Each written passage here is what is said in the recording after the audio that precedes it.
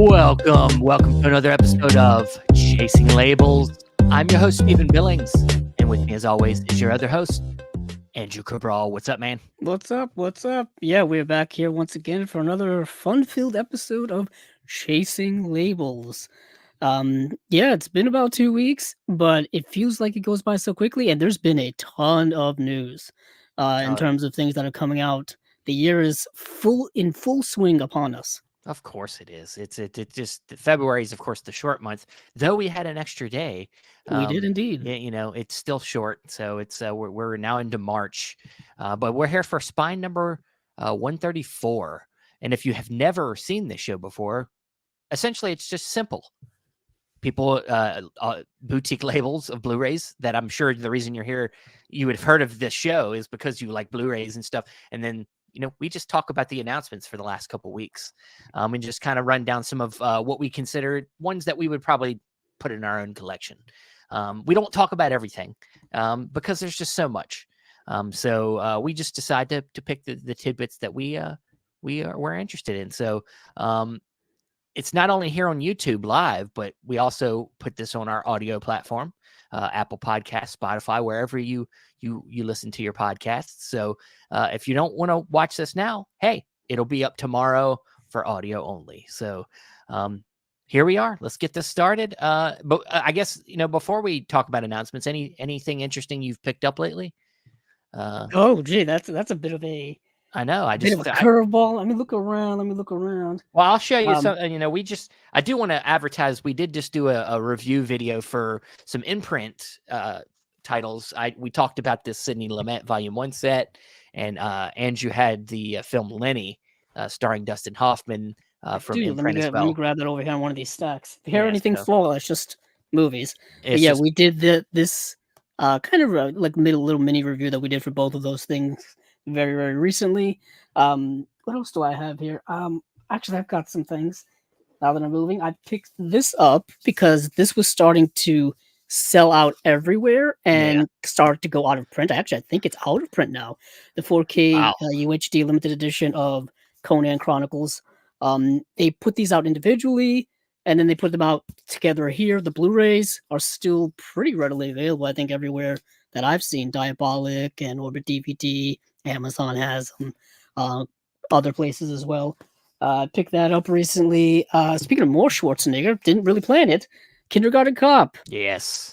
First time I've ever owned this movie since VHS. Yeah. And it was like, I'm pretty sure the first time I've rewatched it since the VHS days. So it was a shock. You must have a tumor. The detail and coloring on here and resolution a little bit better than VHS. Yeah, just a tad. You could say that. Yeah. It's a good watch. It's a fun trip down memory lane. Also a unique movie in Arnold's career. If you track Arnold Schwarzenegger's career, if you just track kind of the action guys trying to just make different movies in their careers, it's also interesting that as have a midlife crisis and then start making comedies. I do want to ask our audience here if for those of you who do have this, are you having any issues with the discs becoming dislodged? Because I feel like this disc here comes out all the time, and I don't know if it's just my copy or if it's just other people's copies, but it's been happening to me ever since I got this. And it's not like the tab's not broken in it or anything like that. It's just loose. I don't know why. That's weird. It was shaking on me, so I had to fix that, or else it would bother me throughout the entire show. And I couldn't have that. Can't have that. No, we can't. No. But along with that, I do have some pickups that I will be revealing from February later this week. I did a video for that, so look out for that on the YouTube channel. But if we're past all the little tidbits at the beginning here, let's move into announcements for the last couple weeks. Where do we want to begin? We want to begin with I would say I was going to go right to the earliest one. Okay. I don't know. I get my OCD makes me go in order sometimes. I was thinking Warner Archive. Okay. Is that cool with you? It doesn't matter to me. Gotcha. Let's do this. So, Warner Archive announced their March titles, appropriately so, since Stephen mentioned we are in March as of this video recording. Damn, they're already out? I know. I mean, that's the one of all the boutique labels that we kind of talk about. I feel like they're the ones that announce right before the next month. Like as soon as the next month's upon us. Well, technically, Vinegar Syndrome does that too. Yeah. But it seems like Warner Archive is very much in tow with that, which I guess is nice because if you want these releases, you don't have to wait very long to get them. Like they will be here very, very soon. And there were a few here that I definitely am interested in. Right off the top, They Drive by Night is the first one here. This is a film. I think this is a Raoul Walsh film? Yes, it is. Raoul Walsh film starring George Raft and Ann Sheridan. Ida Lupino's in the film. Humphrey Bogart's in the film. This is a movie that I'd seen the DVD on the shelves many, many years, just doing shopping around different stores and whatnot. And I, for some reason, thought that this had a Blu-ray release already. That's what I was going to say. But it does not. It does not. There are other movies with similar titles. They Live by Night. Yeah, They Live by Night is what I got confused with. Yeah. Which has a Blu-ray release already. I believe that's the Criterion film, right? Yes. See, when I saw this, I thought of that, and that's why I confused the two. They were made around the same era, different movies entirely. But yeah, this is a really good film. I can't recommend it enough. There's a lot of Raoul Walsh films getting released lately, and I'm glad because a lot of his stuff was released on DVD for many years, and I kind of held off on buying those in the hopes that Blu-rays would come out. And lo and behold, here they are. Here they start coming. So we've got that film, and then we've got Three Godfathers. Now, this is a movie that I've been aware of for years. It's a John Ford film starring John Wayne. So not a big stretch there. Not a big stretch. They worked with each other many, many times throughout their career. And this is a movie that came out in 1948. Yes. Yeah. And I think this actually has two films in it. This has the Three Godfathers film from 1936, as well as the Three Godfathers film from 1948, which I'm just noticing now. That's not the best way to do. Yeah, it's got a fully restored 1080p presentation of MGM's 1936 feature, Three Godfathers. Oh, that's so cool. So you get two for the price of one in here. But this film, Three Godfathers, like I said, John Ford, John Wayne, and this is a movie about three bandits. John Wayne, Pedro Armendáriz, and Harry Carey Jr. are the three kind of bandit guys, and they pull off this heist, and they basically get chased into the desert. And the whole movie is them traveling through the desert trying to survive. But along the way, they find a woman who is pregnant and is about to give birth, and she does. And these three men basically promise her on her deathbed that they're going to take care of this child and bring it to safety. And that's the plot of the movie. So they are this baby's three godfathers. Meanwhile, they're being chased by the authorities throughout the desert as well. So you got a few things going on here. I thought it was very good. I very much enjoyed it a lot. This is like two men and a baby, but three men. Three men and a baby in the West. Exactly. That's exactly what it is. All right. You got Is Steve Guttenberg one of the characters? Steve Guttenberg is not one of the characters. Next, we've got a double feature here called. Now, Steven, don't be mature about this one here. I'm sorry. I know what you're gonna do, yes. and I can't. But it's called The Boob, and then the second film is Why Be Good. I told Steven to be mature about this. I had a cough. It was not... exactly. Now, The Boob is obviously a funny term by modern day perspective. Yeah. You know what I mean? Obviously. But back then it obviously had a different meaning. And this movie is first of all, The Boob is a silent film directed by William Wellman, which is kind of why I wanted to mention it. Well, yeah, it's William Wellman. Yeah, it's not a great movie. So Farm boy Peter Good's best gal runs off with a bootlegger, so the hapless Boob goes running after them and straight into culture class farce that pits hick heroism against the wiles of slick-haired gangsters and gin-soaked jazz babies. It's a William Wellman, obviously pre-code film, a silent film from the late in the silent era, 1926, so pretty late. I think The Jazz Singer was around that time, and that's when talkies would start in the late 20s. But it's okay. I don't think it's particularly great. You could probably find it to watch in the public domain realm of things because the movie's so old. That movie's not so great, but the second film on here, Why Be Good, I thought was really good. This film came out in 1929. This is not directed by William Wellman. This is directed by William A. Setter. A flapper with a dubious reputation enjoys a vivacious night of dancing and finds herself romantically linked to her boss.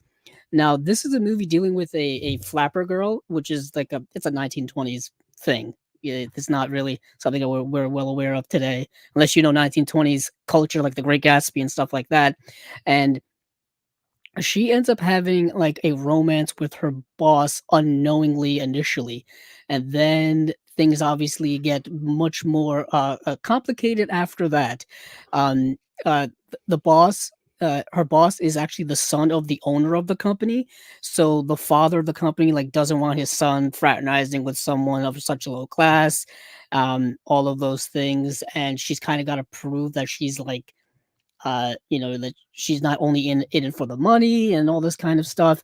It's a little, stuck in its time, but I thought the film was very interesting in dealing with like relationships of the time, different class relationships of the time, and things like that.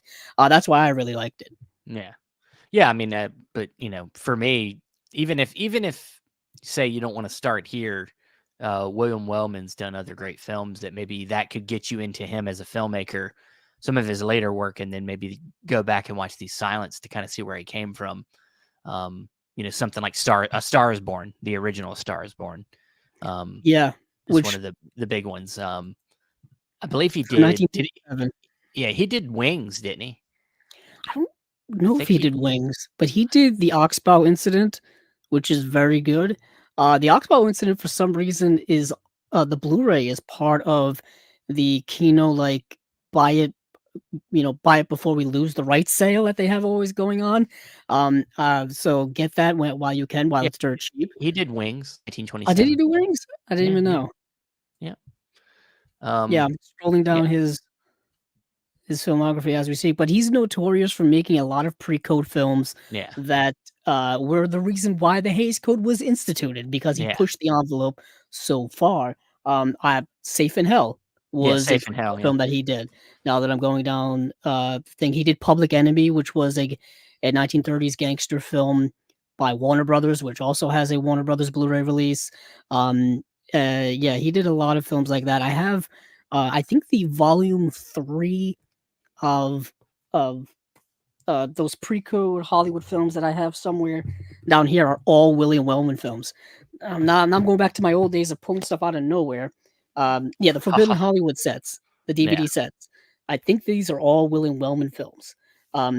So these are pretty cool sets that I never really got the rest of them, and I still got to go back and do that. But yeah, so that's William Wellman. It's not even a William Wellman double feature. It's like half William Wellman, half of this other guy, William Sider.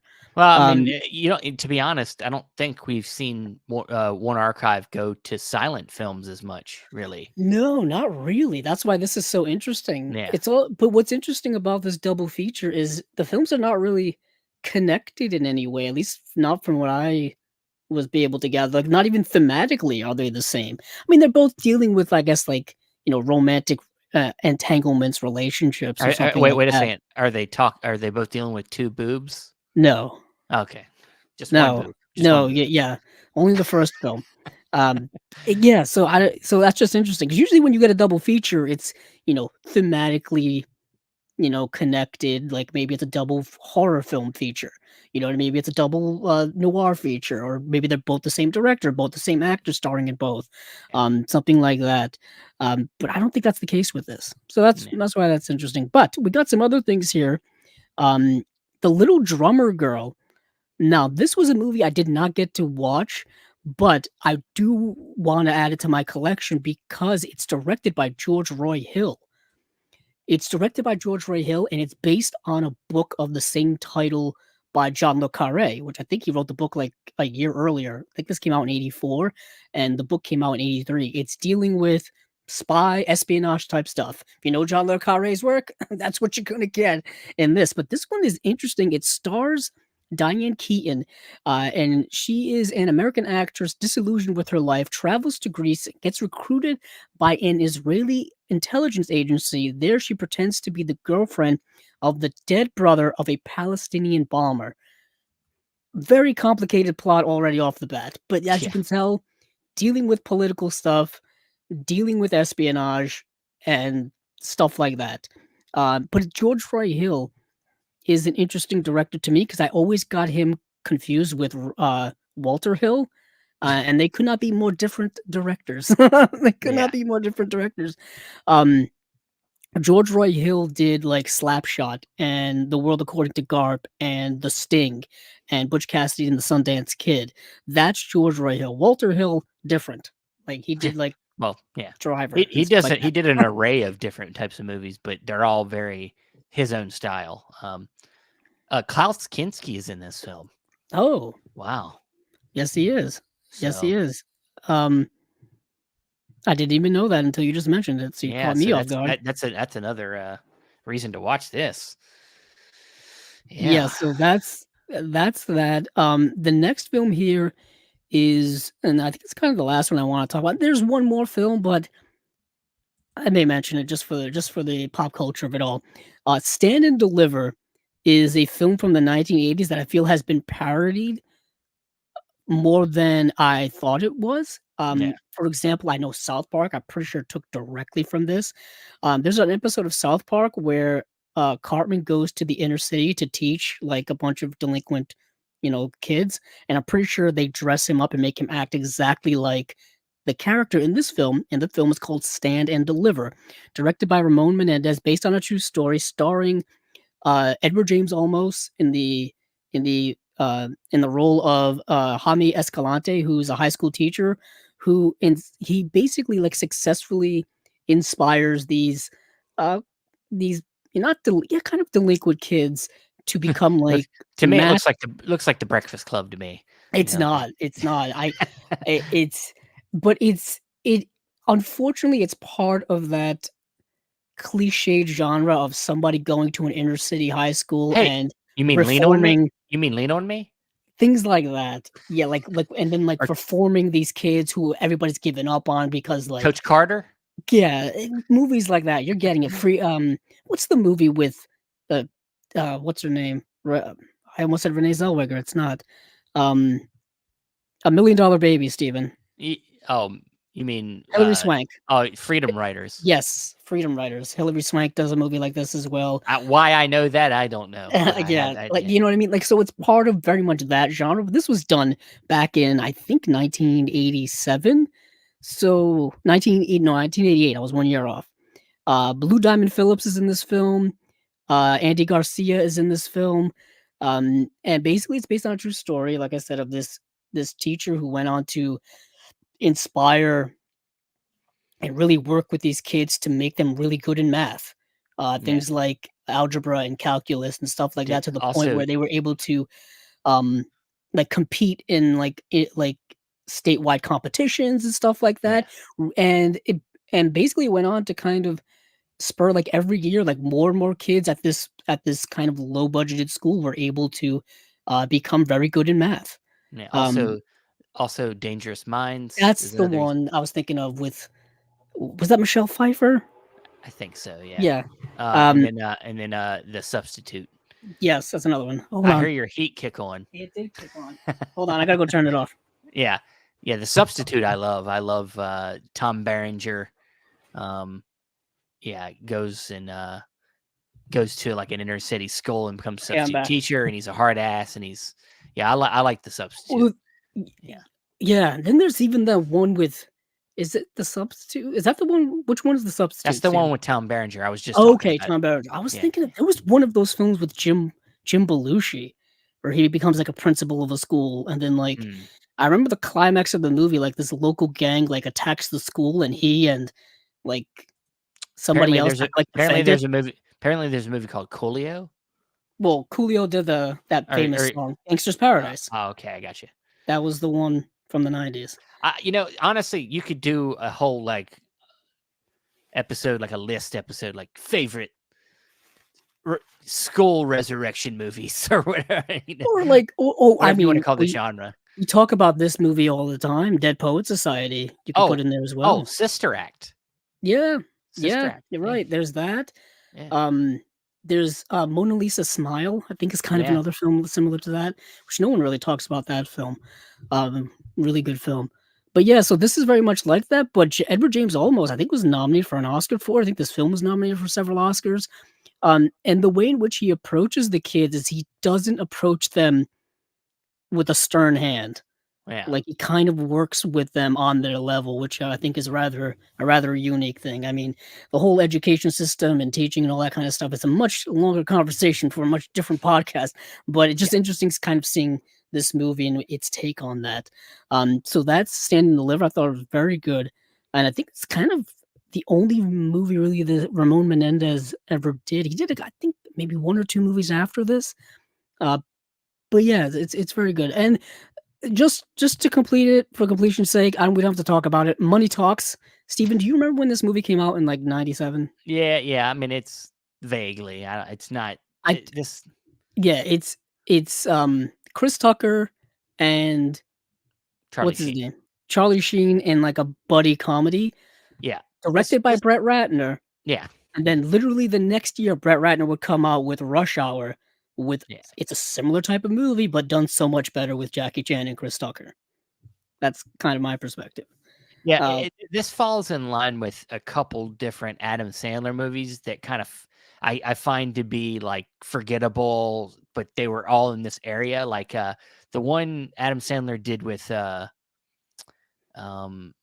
think it was Damon Wayans. I think it was Bulletproof. Bulletproof. It's so forgettable. Yeah, it's like it's there, but it like it was like it was Adam Sandler like doing like a cop action movie, wasn't it? Yeah. It kind of falls through the cracks. Like it's okay, but it's like just like Money Talks. They're movies that people like. They see the cover, they hear the name, they're like, oh yeah, I remember that. But you don't really ever watch it any other time. Like you don't. Well, these movies, a lot of 90s kind of action comedies or just buddy comedies would all end up on cable TV. Yeah. In either the late 90s or 2000s, and that's kind of where we saw a lot of them. I remember like a lot of Martin Lawrence comedies, like National Security or Blue Streak or stuff like that. Those would all end up on cable, and not like HBO. They would be on like TNT or USA or places like that. In movies you would kind of watch on a Saturday or Sunday afternoon that would just be playing. That's such a foreign concept, I think, to like today's audience. Just like, hey, we're just gonna chill out on a Sunday afternoon and watch whatever's on cable, whatever's on TV or whatever's on cable. You know, it's not in the world of streaming. In the world of streaming, you've got every option you want. Yeah, the funny thing about it is what we complain about today about streaming is exactly the same issues we had with cable. It's all programmed and limited, and you only watch what they let you watch. Oh, what's available? Yeah. But the thing is that wasn't trying to replace physical media. You know what I mean? Like, right. You know what I mean? It feels like with how rapid technology is moving, everybody is like now kind of like using this as an excuse to forget about physical media. Like, we don't need it. We have digital. Like, interesting. That's an interesting perspective. But when we had cable, we weren't saying that. No, I think the unique thing with cable, like I said, cable movie watching is that movie typically was only airing at that time, that specific time on that specific day. Whereas with streaming, you can watch it now, or you can watch it later. You can watch it twice, 3 times, whatever the case may be. Sure. So we were more limited. But you were perpetually paying for it all the time. Just like, I mean, you were paying for cable, but I would say it's cheaper. It was cheaper than how you're paying for streaming services now. Where you have to buy you have to have like 20 streaming services to, The prices keep going up. Netflix I hear is going up again. And then the movie you might have to rent it anyway. So, it's like Yeah, I do know what you're saying. But let's move on from Warner Archive. Jay Van Hoy said cable also gifted us with hilarious audio edits. Yeah. Oh yeah. Yeah, you don't get that. You don't get that anymore. Yeah. Yeah, that was also the one. Yeah, you ever like edited for TV versions of Oh yeah, movies, it's the and best. and not only Yeah. that, yeah, they would put those on some DVD releases as well, just as a joke, and it was hilarious. When What they would also change the sucked, cuss words and stuff like it would "holy change. spit," Yeah, like, I yeah, was that's what I meant, but they would yeah, also cut movies down for commercials because yeah. of commercials. They wanted to get the ad money in and the ad revenue. That's what you see a lot of that with television when a lot of DVDs were coming out from television series. Would it be the broadcast versions or would it be the syndication version? The syndication versions being the ones slightly edited down to fit more commercial time in there. And it's also funny, once again, I make a comparison between cable and streaming. We hear a lot about streaming services going in and editing movies after their release. Well, Mhm. they used to do that with cable, but we didn't really complain about it then. Yeah, because because if you didn't see it in theater, you had to wait for it to come out on VHS or obviously later DVD or wait for it to come on cable, which would take And even you longer. accepted what So it you kinda what it just was. accepted with what you got. At the time, now we're so spoiled that, and we know we had the information's there. We're like, we know this isn't the whole movie, Mm. like, so now we're like, we want the whole fucking movie. Yeah, But I think I told you about when I've kind of first started figuring out what aspect ratios were, and I realized that there was, like, parts of movies cut off, and I for probably my whole life didn't yeah, realize it yeah, oh on yeah, V yeah, on VHS tape to fit our full screen TVs. yeah, I didn't realize that that's not the way this was oh yeah, supposed to look. I yeah. felt robbed. I felt robbed. But let's move on. Let's All move on right, to something else. Let's move over to oh boy. Umbrella. Yeah, here we go. Here we go. So let's move to Umbrella. Um, and there were 4 there were was there 4 announcements? One specifically I wanted to talk about, just because it's making its world debut on Blu-ray, and this is the movie Trash Humpers. I'm gonna pause for You didn't. dramatic effect. Wait. You wanted me. You thought I would just be laughing at the boob, but Yeah. there's a movie called Trash Humpers. That's even There better. is indeed. I Yeah. have heard about this movie for many, many years. I had never seen it. It is a film by Harmony Korine. Um, and this move, man, it's not even a movie. It's an hour and 18 minutes of complete and utter trash nonsense, but it's so unique that you almost have to watch it just because you can't explain it to people. Um, it's a movie that was shot on VHS, edited on VHS, probably put out on VHS. So I'm fascinated what this Blu-ray is going to look like just from that perspective. And basically, it's just a series. How I described it to a friend of mine, this movie is if you're one day walking in the woods and you find a blank VHS tape with no label on it whatsoever, and you just bring it home and put it in just to see what's on it.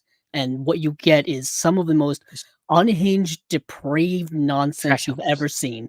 You've got people, you got things from people humping trash cans to throwing light bulbs in an empty parking lot at night to random people talking about complete and utter nonsense going on like seemingly drug induced rants. Yeah, I do agree with what the commenter just said. Not the best Harmony Korine, but worth a watch just for the sheer madness of it all. Um, Now, this is the filmmaker that did. Spring Breakers. I kind of fucking hate that And movie. I know you don't like that movie, and we've always gone against each other with that. Yeah, Um, I understand why you like the movie. I just mm, think that it's so fucking annoying. It's well, just such a he was yeah, also the writer of Kids. He directed the movie Gummo, yeah, yeah, Spring Breakers, like we said, but he also did the movie he did after Spring Breakers was The Beach Bum yeah. The with McConaughey with movie. Matthew Yeah. McConaughey. Kind of, yeah. What a weird movie to say the least, but nowhere near the level of weirdness that Trash Humpers is. Um, yeah, it's like taking a John Waters film, but going even further with it, because at least a John Waters film, there's some semblance of a plot. There's some semblance of characters that are doing stuff. In this film, it's just nothing. It's just a series of it's like watching a montage of YouTube videos before YouTube was really a big thing. It's incredibly wild of not even a movie, but Yeah. man, what an experience it was watching that. Apparently, Burial Grounds been described by Justin Lilly as the Italian Trash Humpers. Oh my goodness! So that might need to be watched. Trash Humpers with a twist, Yeah, with an Italian twist on it. With an Italian twist. Yeah, but yeah. The one caveat of the movie is that the further along you go in it, you kind of become desensitized, where it's like, okay, what are they gonna do next that's gonna be so weird and absurd? But then after a while, it kind of loses its weirdness to the point where you're like, okay, we're doing this. There's somebody humping a trash can again. Moving on. You know what I mean? Mm-hmm. At least that's the way I watch it. Maybe I'm just desensitized to a lot of these things now, having watched movies like this and whatnot through our time here on Chasing Enough. Labels. You've probably watched more than enough of these type of movies. Not quite like this. Not quite like this, but Okay, movies of this ilk where it's just like insanity of it. Like I said, if you're a fan of John Waters, you'll kind of be in line with this movie, but it's an experience. But like I said, it's the first time that it's getting a Blu-ray release anywhere in the world. Yeah. So I find that to be rather interesting. And there are special features on this release as well. Well, I'm sure it'll be trashy and humpery. All right. Well, anything else from Umbrella you wanted to bring up, or is that good? Just for Upstream Color, Upstream Color and Primer are both films by the same director. I remember Upstream Color and Primer being on Netflix for a while, and I never watched Upstream Color. I watched Primer once. Yeah. But I know people are fans of time Primer. travel movie, right? Yeah, Primer's the one dealing with time travel. Upstream Color, I never got to watch. I think by the time that movie kind of came out and I was about to watch it, the director had stuff that came out about him. You know what I mean? Yeah. Like just really terrible things that came out about him, and I was like, I have time to watch other movies, basically. Yeah. So, and I think there's a fourth film, but I didn't know much about it. Yeah, you'll never find me. Yeah, it's a new film. It's new 2023 film. So I believe it's an Australian film. Ah, makes sense. Third release of in our line of highlighting up and coming unique Aussie filmmakers. So I'm trying to look for the name of the filmmaker so I can shout them out, but I'm not seeing it. So yeah, can't do it. So I can't find it. Yeah, well, I know. I'm trying to find myself. But all right. Well, where do you want to head to next? Do you want to do Arrow? Oh, you want to go to Arrow? You seem like fixated on Arrow. You need to tell me where you want to go. No, Arrow is fine. Since you know the line of in your mind. I just gotta bring up the Arrow releases. Yeah, I'm trying to think of what came out, but I can tell you. So, yeah, tell me. The Long Goodbye is getting a 4K release. That's a big one. That's one that I know it's had a Blu-ray before from Arrow, and I believe it might have even had a couple Blu-rays. Maybe. Well, they came out with like a steelbook version. Yeah, okay, that's maybe what I'm thinking of. Yeah, I remember when that Blu-ray release came out because it came out a few years ago. I think 2018, maybe. Yeah, like it wasn't that long ago. I mean, and in my mind, I think 2018 is not that long, but it's pretty. It's 5 years ago. Yeah. But this is the film that's got Bob Hoskins in it.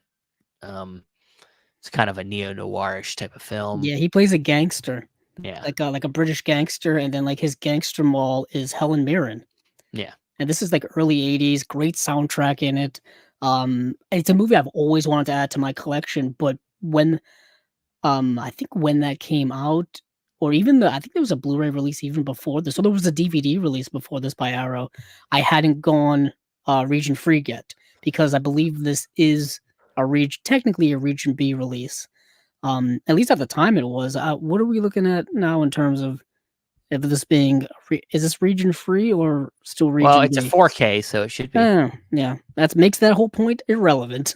Yeah, I'm only seeing here that it's just a 4K. So I don't know that. I don't think it's got a second Blu-ray.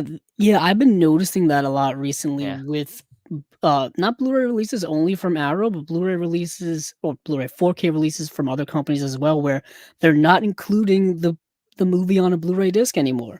You're yeah, just getting the 4K edition, and you would have to buy the Blu-ray separately if you wanted it.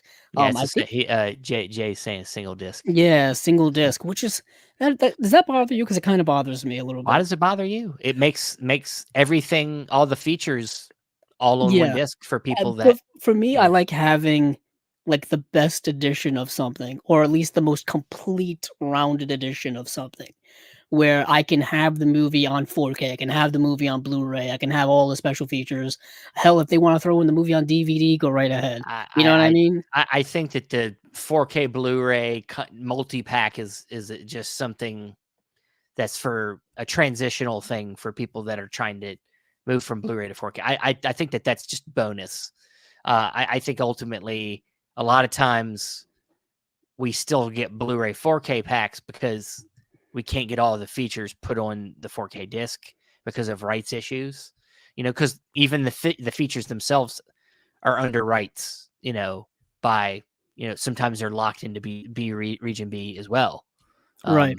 So, but it seems like a lot lately that I'm seeing features being ported over to 4K, which is region free at the moment. So, I mean, like I'm thinking of like the one that comes to mind is the Robin Hood Arrow release. Oh, yeah, yeah. It was all on one disc.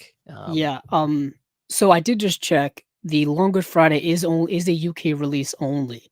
Yeah, So, I mean, you could probably find it at Orbit DVD here, at Diabolic, yeah, places yeah. like that. Amazon USA probably won't have it, unless you wanna buy from a third-party seller. But yeah, so it is still a UK title. I'm wondering who owns the rights here, to be honest, but it makes it irrelevant because this is probably gonna be the best release anyway. I Um, want to say Kino put out a Blu-ray of it in this. I think it was kind of not an off-brand company, but there was a Blu-ray release here. Yeah, Long Good I almost put the Long Good Friday had a Blu-ray release here in 2010. I do remember that. God, it's a long Uh, time ago. Image Entertainment. Okay, Image yeah, Entertainment, I don't think exists anymore. yeah. I think they were bought by Paramount. So Paramount has the rights, I'm pretty Okay. sure, because Image Entertainment also used to put out the seasons of the Twilight Zone series from the Mm, '60s. And then those got bought, so every time you buy, like, a complete series set of the Blu-rays of the Twilight Zone now, it's a Paramount release. yeah, So I believe that's them now. yeah. Um, So Jay Van Hoy says he appreciates these 4K, everything on the 4K release because he's not region free. So, yeah. you know, So basically, yeah, someone like that would only have access to the movie and probably the audio commentary that's on the yeah, 4K disc, and then all the other good special features were relegated to the Blu-ray. yeah. Um, So but they seem to be trying to work around that with some release. It seems a lot lately. So, but one of the other releases that I think is a big deal for people, and I know you're excited about this. I would think is Crimson Peak getting the yes, 4K oh my goodness. because I know you've been So talking about wanting this Blu-ray, I think for as which long as I've known which Steven. which I have it right here. Here Yeah. it is. So I missed out on that limited edition release Yeah, from years ago, and trying to track that down has been a chore for a yeah, reasonable yeah. price. You know what I Now, mean? now, now, what I wanted to know is it describing that the package is going to be the same kind of package as this? It looks like it, Like it's going to have this book opening like this, hold or on, it looks like it has, you know, like, is that a poster as well in there? it says there's a poster in there, but Mm, is it going to be this whole elaborate, like a thing that I fold-out? just Oh, these are dropped on the dropping floor? like flies over there. Yeah, yeah. It's going to be this whole thing like this. That's what it looks like. If I look at the picture on yeah, it looks like that. Obviously, the box looks like 1 disc, though. How many discs are in that set, Steven? One. Oh, okay then. Yeah. Maybe Oh wait, no. There's there is a separate, I believe, bonus disc. Maybe There's a Blu-ray of a bonus disc, and then there's this is a book. This is a book. Okay. So there is one disc. Okay. Yeah, this looks like another one disc set as well. Yeah. But the package art is what's always drawn my eye to it. I also really like the movie. Really like Guillermo del Toro's work. Yeah, it's different. It's not a favorite of mine. I think it's very much more of a style versus substance type of when I much prefer things like, obviously, Pan's Labyrinth. I think is kind of his masterpiece. But like, I mean, I love A Shape of Water and his most recent. I mean, like his Pinocchio was interesting. Of course, Hellboy's fun. I love Hellboy. Yeah, he's a cool director. Devil's Backbone. I always go back to. Yeah, we've talked about this probably many times on here. The entire marketing campaign around that movie made it seem as if it was a horror film, and it's really a gothic romance. And he literally says it in literally said in every interview, gothic romance.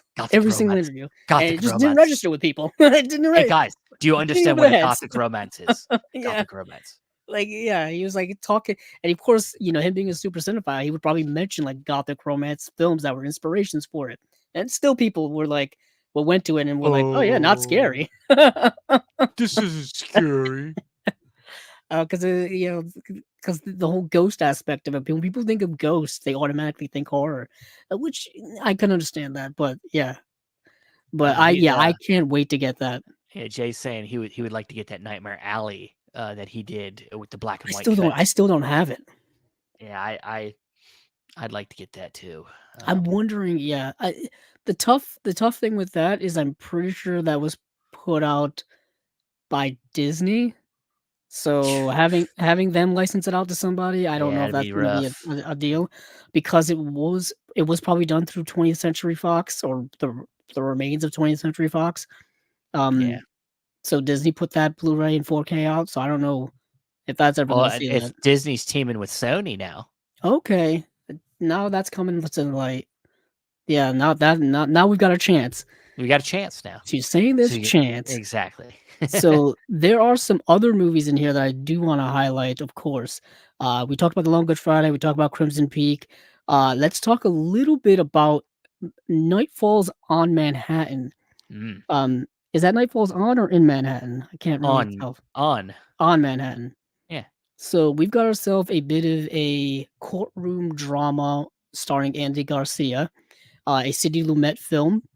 So he's not playing a cop in this movie. No, he's playing a lawyer who's going after crooked cops at one point in this film. He's always around some dirty So he's cops. always doing something like that. He's always wearing a nice suit. He is wearing a nice suit. So this is obviously, I feel like the 90s was Andy Garcia's decade.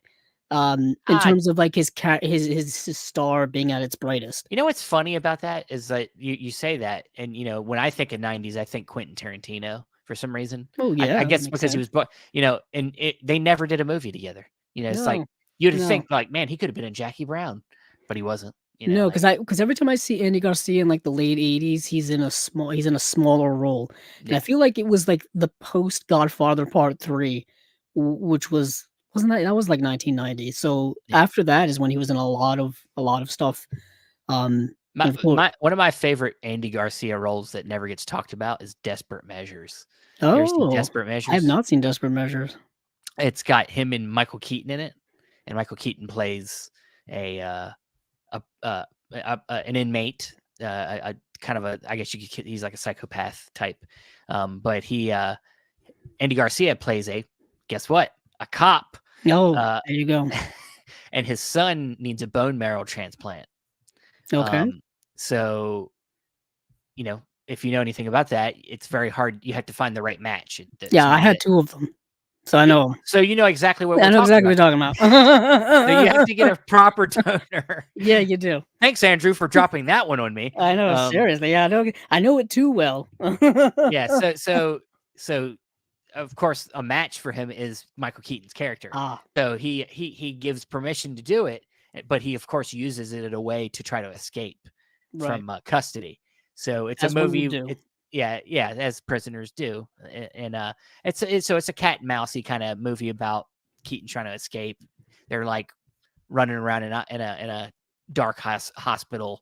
He's trying to escape. It's good. It's a solid 90s kind of thriller. Yeah, I was trying to think of other Andy Garcia films. Things to Do in Denver When You're Dead. He Yeah, we was in talked that about film. that. Yeah. Night Falls on Manhattan, like we said. Of course, He he was was in the in Ocean's 11, I was 12, gonna and say. 13. Yep. Wearing He's in the movie suits and that.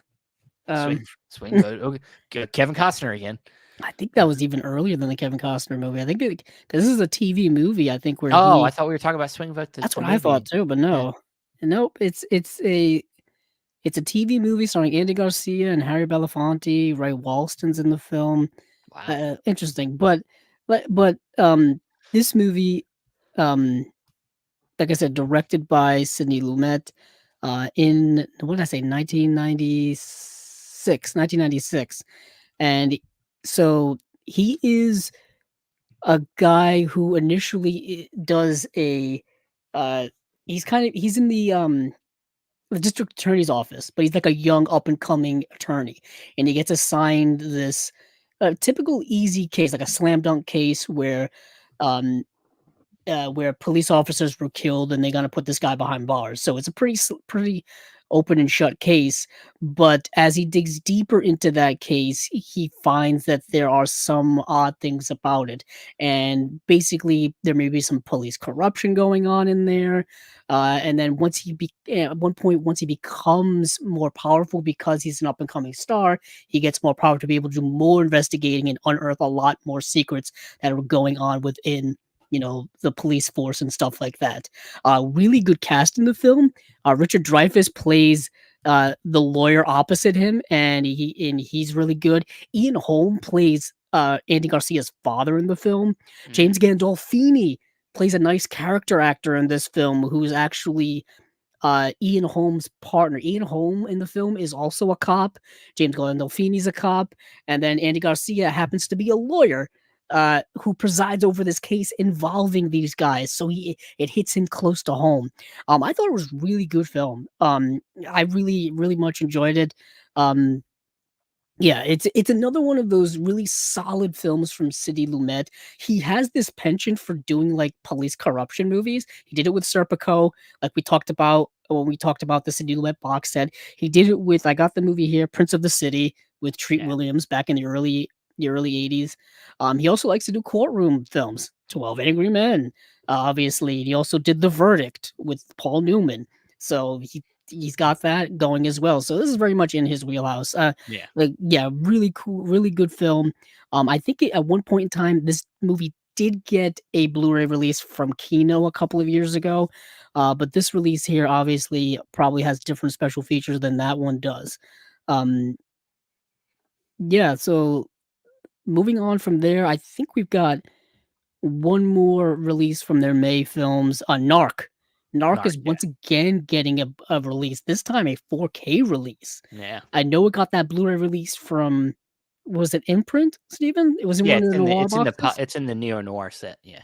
Yeah, so it was in the neo-noir box set from them, but now it's getting a 4K edition. This one's actually a 2-disc set. Both of them, both the 4K and the Blu-ray are 2-disc sets because they have a plethora of special features here. I've always liked Narc. I've always thought that was a good neo-noir from the 90s, starring Jason Patric, if I remember correctly. Another actor that had a lot of movies in the 90s. Another one, yeah. And looks very similar to Andy Garcia. Yeah, what's interesting, this is a very crime-based release slate from Arrow. I'm thinking of that with The Long Good Friday, with Narc, with Night Falls on Manhattan. 3 like crime-centric films. Very interesting. Is that it for Arrow, or do you have anything else in there? No. It's a solid slate, but yet very familiar slate. It's a lot of stuff that we've seen get releases before, but with Night Falls on Manhattan is a nice kind of surprise there. It's a good one. Like we said during our Imprint review, I plan to get all Lumet stuff, so that'll be an exciting one to get. So yeah, I'm with you with that as well. But moving on from there, I say we go over to Kino, because Kino has 3 releases that I wanna highlight for people. What does that sound like? What am I? What does it sound like I am? Crying? Yeah. And what cries? Babies. Oh yeah, Oh very my true. God! Come on, I you're don't know what killing me. I don't know what this reference is. Yeah, one of the movies they got releasing. What are you? Oh, it's Crybaby. Oh my Holy heck! shoot! Now I'm putting it together. Son of a Oh bitch! Never man. ask Andrew to play. You know Fucking why? Because the first film miming. I want to talk about is not that That's because movie. he's not. He's got his own order in his own mind. I do. It's like Yeah. if I don't go through it, it throws me off. Yeah. I guess you know what? I will talk about Crybaby now since Steven had that transition. Now, it's already the joke's ruined. It's fine. It's Oh, fine. very true. But coming April 30th, you John Waters fans better get ready. April 30th, 4K UHD Blu-ray of Crybaby, 2-disc edition. The second disc has so many damn special features on it. It's wild. We're getting a new looks like a new audio new audio commentary by John Waters. We're getting 2 cuts of the film. So the 4K UHD release is going to be the theatrical cut, and then the um Blu-ray is going to have the director's cut in a new HD master. Um, and we've got a bunch of like a new featurette with John Waters. We got a bunch of other stuff. This movie's been released on both DVD and Blu-ray before, but never at this deluxe level. I think I have the old Blu-ray of it. Obviously, this is a much bigger upgrade. This is John Waters's homage to 1950s like musicals as well as Grease, really. If you look Yeah. at it, essentially that's what it is. It's his version of Grease from the 90s, on homage to all that stuff, but obviously done in his own unique way with his own unique group of characters, including a very young and up and coming star at the time, Johnny Depp. Johnny Now let Depp me. plays Crybaby. Yeah. Let me ask you this. We know Johnny Depp's in a kind of a unfortunate place in his career right now. And we know John Waters is doing a new movie. Do we think Johnny Depp should reunite with John Waters? Well, you mentioned about reuniting. They are now talking about doing another Pirates of the Caribbean film with Johnny Depp. So, What? never say no to Why? reunions. I don't know. Why? Did you know that the budget for that last one was like $400 million when that came out a few years ago? Why? I saw that in the theater, and I didn't realize that was that massive at the I'm time. about to do my best, Seinfeld impression. What's the deal with that? I don't. Why? Why would you pay that much money for that movie? I don't know, but I wouldn't say no to it. But John Waters is adapting a book, his I think his own book, Liarmouth. I know Aubrey Plaza was rumored to be cast in it, but he came out and said that that's not true.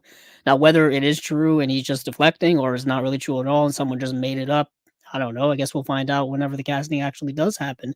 But I would love if he would get some of his old people who are still around to be in this film, and even small cameo roles. Yeah. You know what I mean? That would be really cool. Like even someone like Ricky Lake or Mink Stoll, people like that who were in previous things. Yeah, or even Johnny Knoxville was in the film that he came out with 20 years ago. Johnny Knoxville was the lead in that. That would be interesting because I know Johnny Knoxville is not really in. He's in things, but they're mostly like B and C, like straight to streaming movies nowadays. What a time we're in, where we're getting these kind of like, filmmakers that have kind of retired but now are coming back to do movies. Like you got,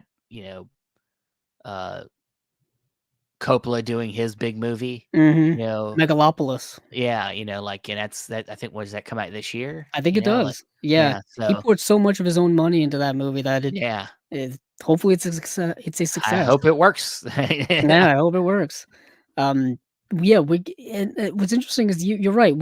Some of the directors, they don't really retire per se. They just go away for a while and then they return. I mean, we haven't. When was the last time we've gotten I guess I was gonna say, when was the last time we got a full a feature David Lynch film? We've gotten more Twin Peaks, of course.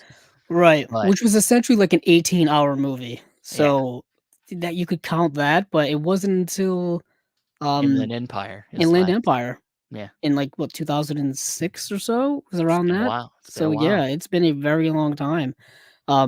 It's Yeah, I would love for him to come back and make a new movie. There were rumors a few years ago that he was going to come back and make a movie for Netflix or for somebody, and it just never really happened. I think there was a rumor that his movie was going to secretly drop at the Cannes Film Festival last year or the year before. I read something where it was saying like Laura Dern was like coming over to his house and they were having secret like script readings and then going off and That'd be filming stuff. awesome.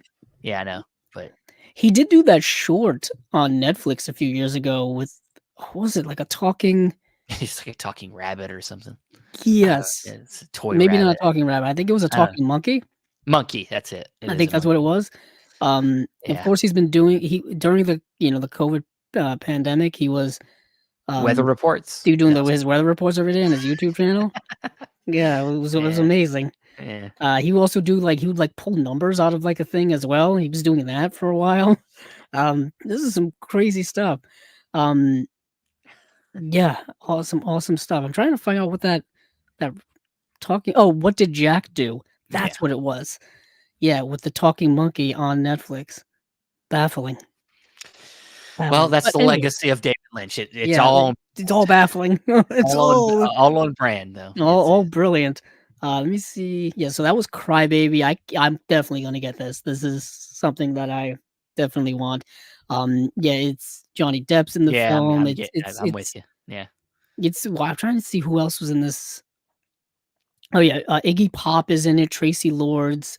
Um, Yeah, it's great. It's great. So moving on from there, I did want to highlight a couple of other films here that Kino's putting out also in April, April 23rd on Blu-ray and DVD is another film from Nancy Savoca. We went from having like no Nancy Savoca to having like three of her films and films that she had done all in a row coming out. Yeah. This is the Nancy Savoca film from 1989, which was a Sundance Grand Jury Prize winner. It is the movie called True Love. It's a seminal work of Italian American cinema. Um, yeah, I'm trying to remember because I watched this and now it's all. Oh I'm yes, glad. okay. Now it's coming back to me. I blanked there for a second. We're out of order. It's messing up your mind. I'm sorry. Yeah, that's why it is. So this movie is fascinating because it's a movie about this young couple. When I mean young couple, I'm talking like probably like early 20s, and they're about to get married. So it's dealing with all of the last minute preparations to get married, like getting all the tuxedos, getting booking the hall, the catering, and I'm telling you, flowers that's and not all this last stuff. minute. That's not last minute I stuff. I know, can tell you. but they did it at the last minute. That's some like first thing stuff. Yeah, You know. from our perspective, not even from our perspective, just like Steven's saying, if from a general perspective, these are things you have to do like months in advance, and they're doing this And really at the dealing with last catering in the second. last week. Yeah, Yeah. they're getting this, done at the last week. But the caveat of this whole thing is they're also getting the last minute cold feet. They're getting the trepidations. They're getting the last minute regret. They like, do they really want to get married? Do they not want to get married? Is it too late to call everything off? Should we call everything off? And then they argue with each other too. So you can see that there's a friction there even before this marriage even happens. You could tell that there's problems going on, and it's not irrevocable problems, but it's problems that young people have in relationships that probably need to be worked through before you make a commitment like marriage. You know what I Sure. mean? Like, for example, like the husband, the boyfriend, fiance character, like he wants to do like not immature things, but he's young, he's in his 20s, he wants to hang out with his friends and party and stuff like that. You know what I mean? And he doesn't think there's anything wrong with it. He doesn't understand why his fiance is upset with that. Especially when the next day he's hungover and he can't go and do the plans for the wedding like we were just talking about because he was irresponsible the night before. You know what I mean? And it brings up these arguments of like, you see a lot of young people get married and you see their marriages don't work. You know what I mean? And so it kind of evokes a lot of those things. Not just me kind of viewing it from a modern lens, because specifically people of that era, the people who would get married in their 20s or 30s in the 80s, a lot of them ended up divorced. When I was watching this movie, I was thinking of my parents' generation and like around their generation. My parents got married in 1980, and they've been together ever since. But pretty much most of their like family members or their friends who got married around the same time, 70s, 80s, all ended up getting divorced. And they all ended up having multiple marriages that ended not so well and stuff. And this movie just made me think of that generation. And perhaps a lot of them got married too young because of the ideas of, tradition. And this is just what you did during that time in that era. There are a lot of um, articles that come out now of why millennials are getting married much later in life. They're getting married in their 30s or even Oh, close to hey, 40. hey, how you doing? And Steven is one of them. I You was know what I mean? Just literally 30, so yeah. yeah, literally kind of just like because you Um, need to reach a point, I think, especially now with a more stable life. You know what I mean? It helps significantly. You know yeah, what I I mean, mean? I think, you know, I think sometimes it ain't by choice, but Mhm. it's um one of them things where I think as the world has changed, it's caused people to have more knowledge about what their options are in the world, and so I don't think people are in such a hurry to get to that life. Now, I will say, some things that hold up progress, like getting married, is well, laziness. Mm, A lot okay. more lazy people hanging around. Especially guys. They'll say let's be honest. Guys can be pretty lazy. Mm, So a lot of us hanging around the house, staying with their parents, living at home longer past the threshold of normal. I did it. I was living at home till I was 25. I mean, like I moved out, then I kind of bounced around, and then I moved back home. Like I did it. Like it happens. Like and I'm not saying like I'm not trying to be an asshole. Like I'm not saying like you're a bad person for living at home. There's nothing wrong with that. If that's the circumstances you're in, that's fine. But that does hold up progress. You it get, does. It, you're not, when you're talking about sharing your life with somebody, they're hoping that you're, along in your life. You're yeah. trying to, You have to reach it, like I said, kind of reach a certain level of your life where that is something that is feasible. You know what I mean? You yeah, can't yeah, just like go from 0 to 60 in a second. You exactly. gotta there are Yeah. steps, I think, and oftentimes people skip those steps and they end up in, bad marriages, bad relationships, things like that, because they kind of, you know, they can't really see the flaws in themselves, or maybe there's flaws in their Yeah. partner, or whatever the case may be.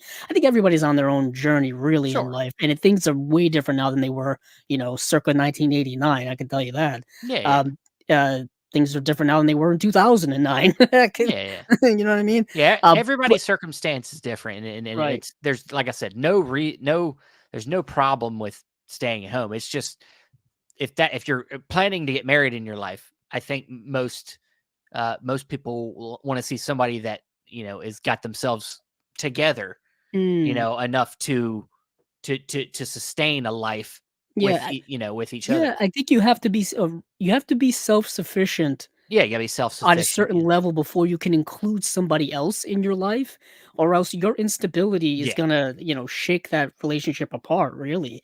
I mean, Um, people want to feel secure, but mm, not only in the relationship, but that they can build a life with somebody and that they'll be there to back them up. right. This has turned Yes, much different, but welcome to Oprah.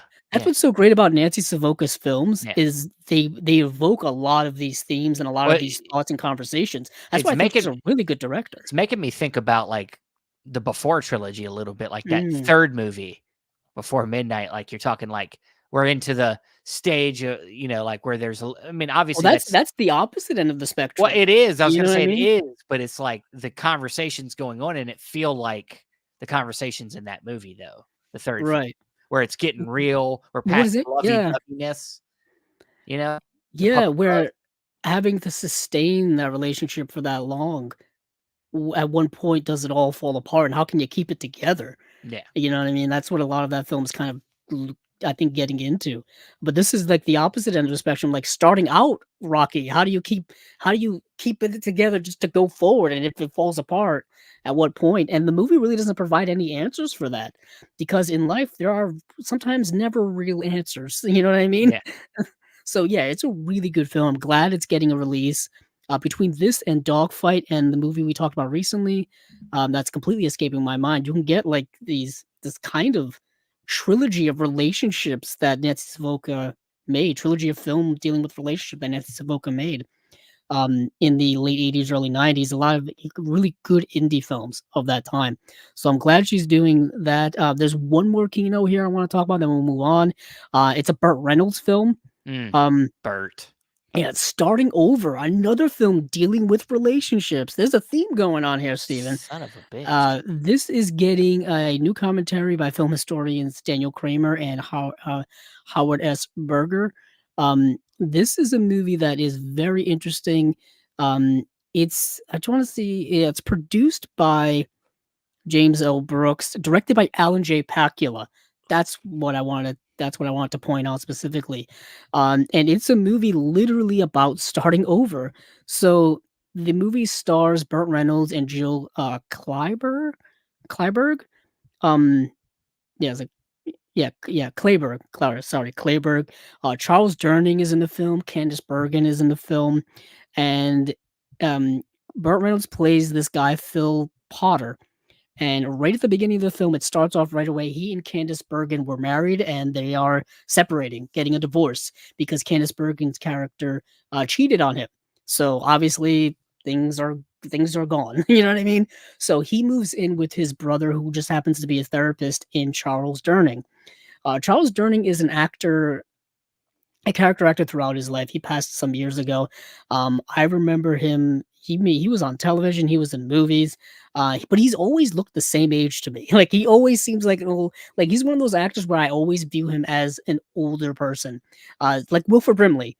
Like, but for some reason, I always think Wilford Brimley being old. I never can perceive them as young people in movies and TV and stuff. So Charles Durning is his brother. He goes to stay with him, and basically Charles Durning and his wife hooks up his younger brother with this woman portrayed by Jill Clayburgh in Marilyn Holmberg, and they have just this relationship. But the Burt Reynolds character is dealing with still having feelings for his ex-wife, because obviously that relationship is just recently ended, so that's really raw.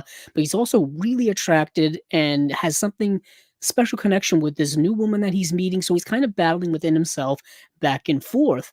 And what's interesting is he's not an asshole about it. He's a very kind of calm-minded, very kind of sensible guy, but he's having a lot of this internal strife and turmoil. He also goes to like a therapy group, or like not a self-help group, but like a therapy group for people who I guess were recently divorced, like recently divorced guys. Support group. A support group. That's what it is. And he goes to a group of guys who are just struggling with a lot of that stuff as well. And so that's an interesting kind of aspect of the film, dealing with kind of the psychological ramifications of a marriage ending and stuff like that. Really good film. Alan J. Pakula is a director that I think is underrated, in my opinion, even though he did such great work during his life. He directed All the President's Men, which is probably what he's most noted for. He also did the movie Clute, I believe. I think he did the Parallax View. I want to see. He did that movie Presumed Innocent with Harrison Ford? Probably people don't remember that. And he also directed Sophie's Choice, a movie that's very dark and harsh and dramatic for obvious reasons. Yeah, so I recommend this. If you're a Burt Reynolds fan, I think this is one you got to check out. All right. Well, shall we move over to how about Studio Canal? Yeah, sure, because we got two from them. All right. So we've got the Lavender Hill Mob, which is a 4K UHD release, and this is one of their like deluxe 4K UHD releases. Like it looks like it's coming in a box with like a bunch of cool stuff, like a booklet. It looks like some art cards. It looks like two posters actually. That or Really? it's showing the opposite side of the other one. But No, that could be true as well. yeah, Maybe it it is a looks like double-sided poster. yeah. It looks Nope. similar to the size of the Lady Killer set that I Yes. have of theirs. So Yeah. It does say 2 posters, new okay, and original artwork designed by Matt Griffin, 4 pop awesome. art cards, 64-page booklet. It's a new 4K restoration. They had actually just put this film out on Blu-ray, I think in 2019. So this is an upgrade from them directly. Yeah, it's got 2 new special features: the Lavender Hill Mob analysis by Benedict Morrison, London Comedy Film Festival Q&A with Paul Merton. It's got an introduction by Martin Scorsese. He loves Scorsese doing them approved. introductions. If it's Scorsese approved, I gotta have it, or at least gotta watch it, which I did. This is coming out April 22nd. And this is an interesting. Um, I would say it's a comedy, but also like a heist film. I was It's gonna say most definitely a heist film. like a caper film. Yeah. Like a caper. That's exactly what it is. So Yeah. Henry Holland, portrayed by Alec Guinness, he's worked at a bank for like 20 years. And he worked as a transfer agent of gold bullion in like one of those like armored trucks, you know what I mean? Like the Brinks trucks you see around here. You know what I mean? So he decides that since he knows kind of the in and outs of the truck routes and all that kind of stuff, he decides, what if I pull off a heist to rob it? So Mm. it's him assembling a a a group of guys to pull off this heist. And what do you know, Steven? The heist does get pulled off, but there are some complications that ensue. He decides to enlist the help of somebody who is a smelter, somebody who works with metal. And he decides that he's going to melt down this gold into these statues of the Eiffel Tower, and then he's gonna have them sent off to Paris, but just to be stored away, not to be sold or anything like that. Then he's gonna go get them himself and sell them, make the money, and we're off scot-free. Well, he gets to Paris, turns out things have gone awry. So now he's in a bit of a mess going on, Mm. and he's gotta figure things out. So you've got the first half, that's the caper, second half is the aftermath of the caper and the complications that are ensuing. The movie is really short. The movie is only about like 80 minutes long. So we're moving at a quick pace. Wow. No fat on this movie. It's a nice breezy film, really well acted, really great snappy dialogue. Alec Guinness is in the film. He's great, plus some other good British actors in it as well. Yeah, I enjoyed the heck out of this movie. It's really really entertaining. Yeah. I very much love the Studio Canal editions. So even though I haven't seen this yet, I will probably, on your recommendation, get this because I just did they don't put out a ton of stuff, but every time they put out a 4K, I'm like, damn, it looks good. So, yeah. Indeed. And then they're putting out another film here, which is actually part of this here. So Studio Canal will also release Kind Hearts and Coronets on 4K for the first time on April 22nd. These films are all part of um the Ealing, looks like the golden age of Ealing Studios. So all of the films that they're putting out, Kind Hearts and Coronets, Whiskey Galore, and Passport to Pimlico, Pimlico, are all like part of this 75th anniversary of this studio. So as I was saying, Kind Hearts and Coronets, uh, this is a film that they're also, like I said, putting out 4K. There's new audio commentary with Kat Ellinger on this. You have Scorsese on the other one, Kat Ellinger on this one. You're in good company here with Mm. people who know movies. And I didn't get a chance to see this because I just ran out of time. But this film also stars Alec Guinness. Yeah, the film is yes, I want to see this. I'm trying to read Yeah. the description here. So, hailing from the golden age of Ealing comedies, Kind Hearts and Coronets stars Dennis Price as the debonair yet impoverished Louis Mazzini, the would-be Duke of Chalfont, whose mother was disinherited by her noble family for marrying beneath her. When her dying wish to be buried in the family crypt is refused, Louis vows to avenge his mother and work his way up the family tree by engaging in the gentle art of murder. Hey now. Murder. One That's by yeah. one, he He attempts to kill off the 8 successors that stand in the way of his becoming Duke, all played by Alec Guinness in an unforgettable tour de force performance. That sounds kind of amazing. Sounds great. Yeah. Yeah, I didn't mention this before, but at the very beginning of the previous film we just talked about that I'm blanking on because my mind is moving a million miles a minute, the Lavender Hill Mob, I believe there is a small appearance by Audrey Hepburn, and it's her first appearance, I believe, in a film ever. And she was supposed to be in the film a lot more, but for some reason there was a scheduling issue and she could only be in the film very briefly.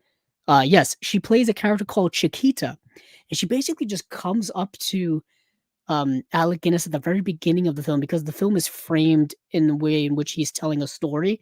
And at the beginning, he's in like this restaurant place, and she's like there. She just comes up to him, says a few words, and goes away. And I'm looking at it, and I'm like, that's Audrey Hepburn. And lo and behold, it is. And this is a film from 1949, I believe. So it's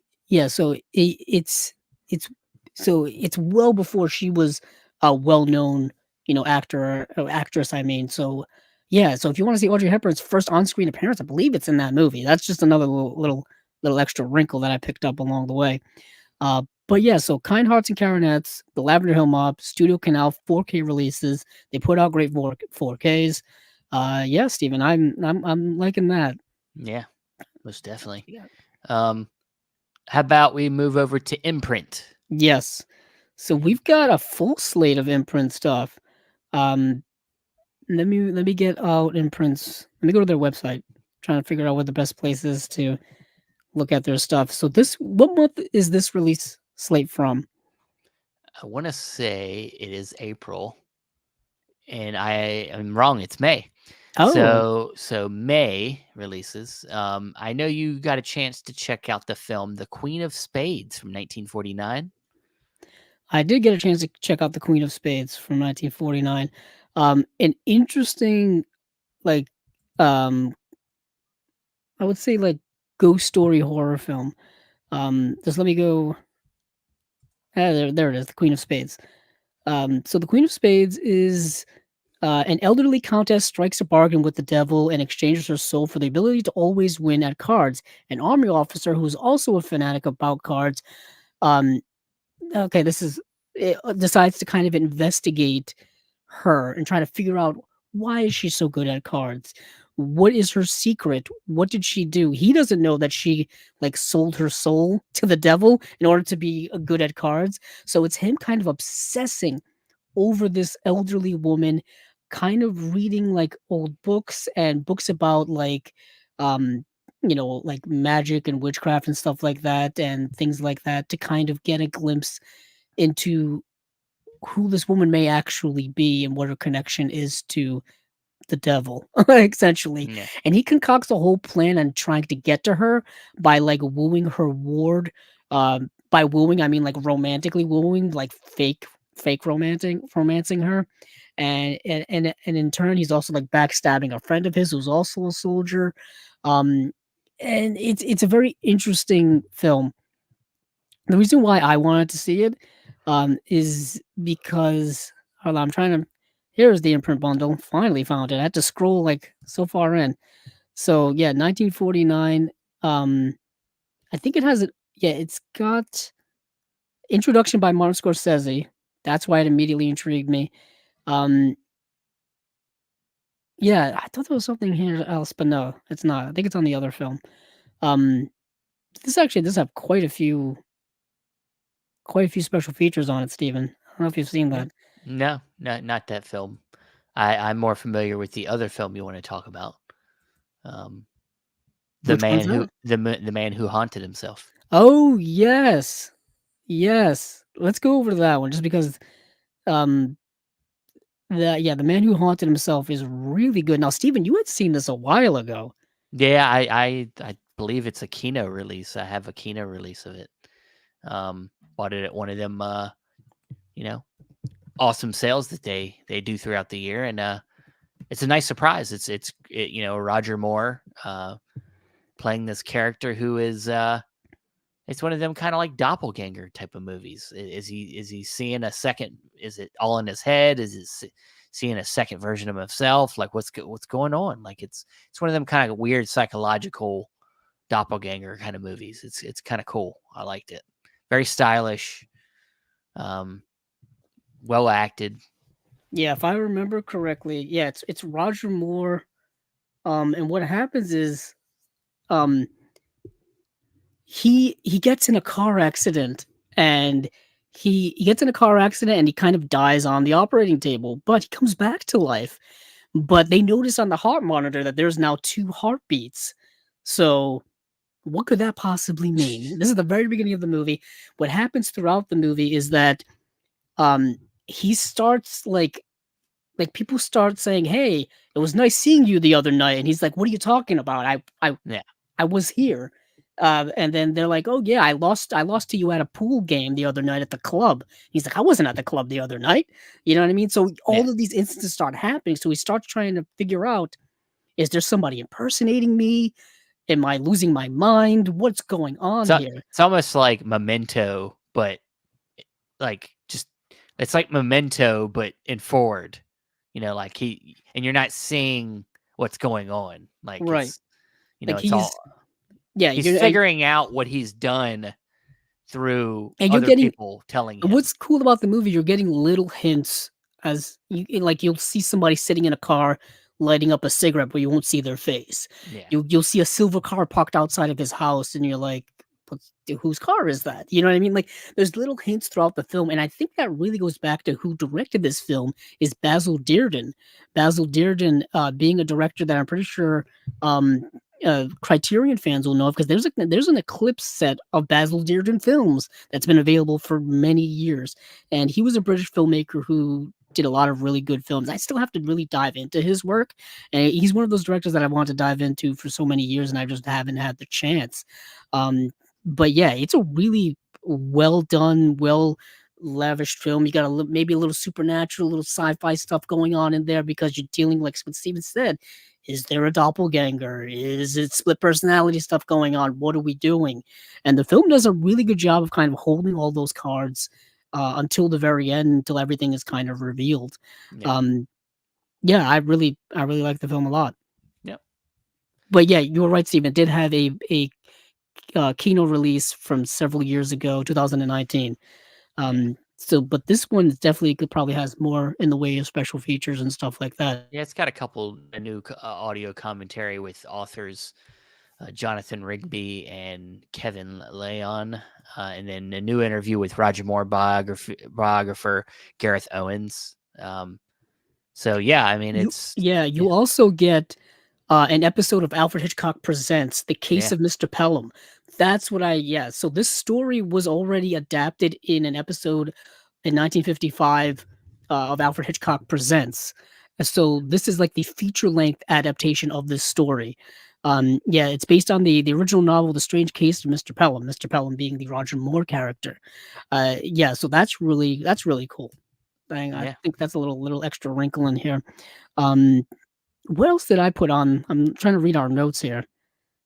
I think other than that, I think we've won everything except for Vinegar Syndrome, Vinegar Syndrome. I'm trying to think if that was everything. Yeah, that was everything from Imprint that I wanted to take a look at. Let's see. Yep. Yeah, that looks about right. There is one thing. Janus Contemporaries is putting out a new film, Steven. I don't know if you saw that. I did. You have to remind me of the movie, but I did see it. Okay. Yes, I gotta remind myself. So you didn't know? Yeah. Okay. Oh, I did know. I'm just completely blanking. Right. All That Breathes is the movie. Okay. Yeah. Yeah. It's an Oscar-nominated documentary, a mesmerizing chronicle of. Oh my goodness! It's this film. Oh my goodness! With the bird. It's the one with the bird and the guy, the one that won the best documentary. Yeah. And people were not because something else was supposed to win, and this film ended up winning, and it pissed off a lot of people. I think so. But anyway, that's getting your Janus Contemporaries. I like to keep up with the Janus Contemporaries just to see what they're doing. Yeah, let's go to Vinegar Syndrome just because you got some stuff there that I need to talk about. Got to All talk right. about them. Well, I know you need to talk about Singapore Sling. I Yeah, do need to talk about Singapore Sling. Holy hell. This is Holy a movie. shitballs. Um, I saw people buzzing about this online. I saw a tweet from our friend Sister Hyde, who immediately pre-ordered this. So Singapore Sling, I just let me. Oh man, what a movie! So I'm just gonna read this here. On a dark and stormy night, mother and daughter, a wealthy pair of psychopathic killers with a penchant for murdering their servants, happen upon a badly injured man laying dying in the mud. Bring him back to the opulent villa. They begin nursing him back to health, and they name him Singapore Sling. And the reason why they name him Singapore Sling is because he basically collapses at their door, and the only thing that he has of identification on him is a recipe for the cocktail Singapore Sling. So they call him Singapore Sling. Now, this movie is shot entirely in black and white. It is a film noir, erotic thriller. It's horror. It's drama. It's wild. This is a. It's also trashy as well. Trashy as well. So, man, how do I say this? If you're squeamish when it comes to things like violence and sex, things like that, this is not the movie for you. This is not the movie for you.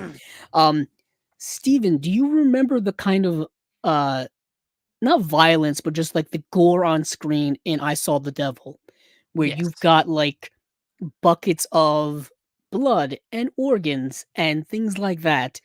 You get this in this movie. It's in black and white, so it kind of, blocks the horror of it at all, but it's so much in your face and Yeah. unapologetically so.